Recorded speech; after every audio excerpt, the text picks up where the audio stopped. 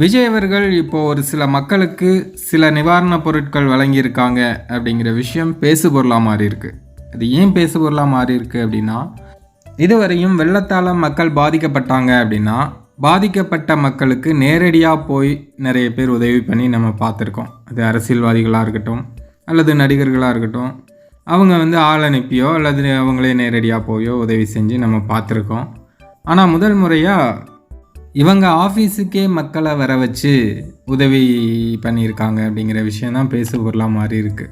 இதில் விஜய் தரப்புலேருந்து ஒரு சிலர் சொல்லக்கூடிய ஒரு விஷயம் என்ன அப்படின்னா, விஜய் நேர்லையே போயிருந்தார் அப்படின்னா அங்கே பயங்கரமான ஒரு கூட்ட நெரிசல் சிக்கல்கள்லாம் ஏற்பட்டிருக்கும்.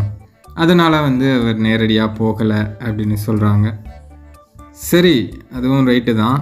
ஆனால் அவர் நினச்சிருந்தாருன்னா ஒரு முக்கிய நிர்வாகிகளை அனுப்பி நேர்லேயே போய் அவங்களுக்கு உதவி பண்ணியிருக்கலாம். அதை விட்டுட்டு ஏதோ அரண்மனைக்கு மக்களை வர சொல்லி மன்னன் பரிசில் வழங்குவது போல் இப்படி செஞ்சுருக்கிறது ஒரு பக்குவமற்ற செயல் அப்படின்னு தான் நிறைய பேர் விமர்சனம் பண்ணிகிட்ருக்காங்க.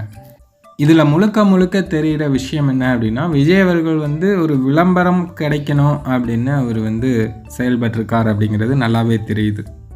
அவர் இத்தனைக்கும் படப்பிடிப்பில் இருந்தாராம்.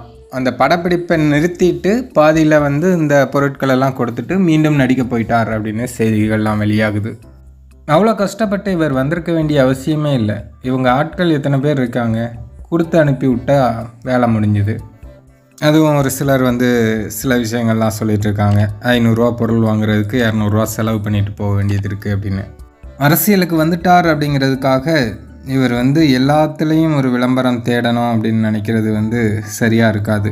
அதாவது இந்த மாதிரி ஒரு இக்கட்டான சூழ்நிலையில் மக்களே கஷ்டத்தில் இருப்பாங்க, அவங்கள மேலும் கஷ்டப்படுத்தும் விதமாக அங்கே கூப்பிட்டு வச்சு இது பண்ணுறதெல்லாம் சரியாக தெரியல.